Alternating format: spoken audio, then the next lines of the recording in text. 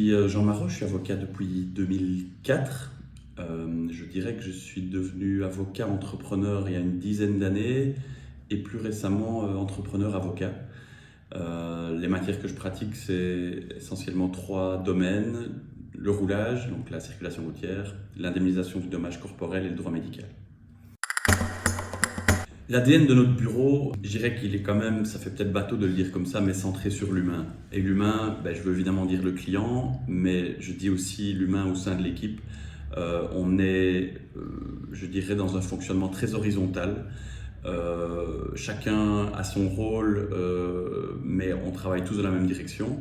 Donc ça, c'est très important, le côté humain dans l'équipe, dans la relation avec les clients, avec les partenaires.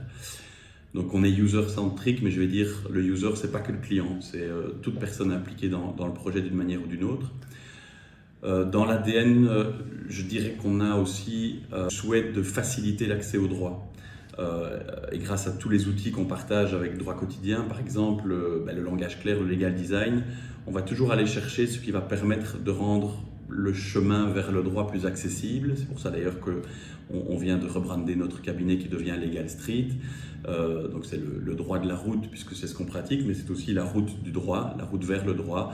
Et donc on accompagne finalement nos clients dans le chemin qui paraît peut-être un peu complexe vers le droit, vers le juridique, de manière à rendre tout ça beaucoup plus accessible, plus fluide.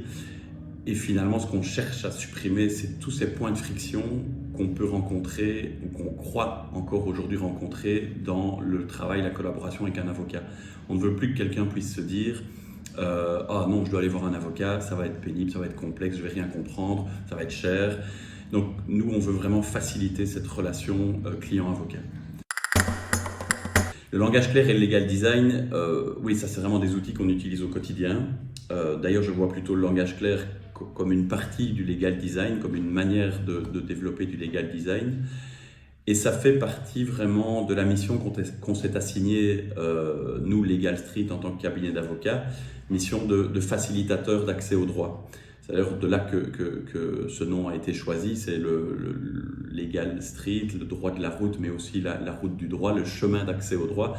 Donc ça, c'est vraiment vers ça qu'on veut aller avec notamment le langage clair et le legal design. Le langage clair, honnêtement, au sein du bureau d'avocat, ça reste quand même un effort de tous les jours. On a tendance à retomber un peu dans ses travers parce qu'il n'y a rien à faire, il y a quand même pas mal de tâches répétitives dans la rédaction. Et vraiment, il faut avoir cette espèce de lunettes sur les yeux pour vraiment toujours se rendre compte, ah attention, là on est peut-être reparti dans des choses pas claires. Et donc c'est un travail assez conséquent de relecture encore aujourd'hui pour souligner, attention, là on n'y est pas, ça reste peut-être trop complexe ou pas assez clair. Et toujours avec cet outil des personas, donc essayer d'imaginer le client, le destinataire en train de lire notre production, le courrier, les conclusions, et se dire tiens, est-ce que vraiment la personne à qui on destine le message est en mesure de le comprendre?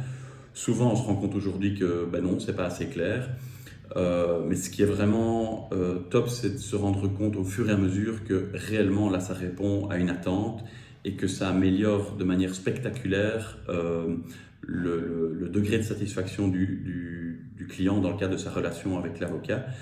Le legal design au sens plus large aussi, puisque par définition, le legal design, issu du design thinking, c'est se mettre à la place du client et essayer de voir où sont peut-être les points de friction, ce qui fonctionne, ce qui ne fonctionne pas. Et donc ça, c'est clairement notre boussole au quotidien aujourd'hui. Résultat concret, je dirais que c'est le succès de tous les outils qu'on a mis en place. On est passé de quelques dizaines de visiteurs par mois sur notre site internet à 15 à 20 000 par mois aujourd'hui. On a des outils qui sont vraiment excessivement utilisés.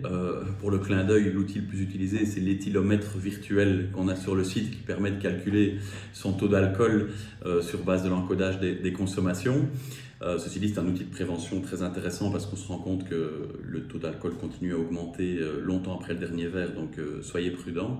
On a développé en tant que bureau d'avocat un outil dans notre calculateur de dommages corporels qui est tout simplement le calcul des frais de déplacement. Parce que voilà, en bout de course, quand on doit établir une note de réclamation d'un dommage, il faut toute une liste de frais de déplacement. Jusqu'à aujourd'hui, c'était au mieux un fichier Excel plus ou moins bien tenu, mais dans la plupart des cas, un cahier à Thomas avec une ligne par-ci par-là, déplacement chez le médecin, autant de kilomètres. Et ça, c'est tout un travail que nous, on devait faire nous-mêmes, réencoder. Alors que clairement, on a pu se dire ça doit être automatisable tout en améliorant l'expérience client.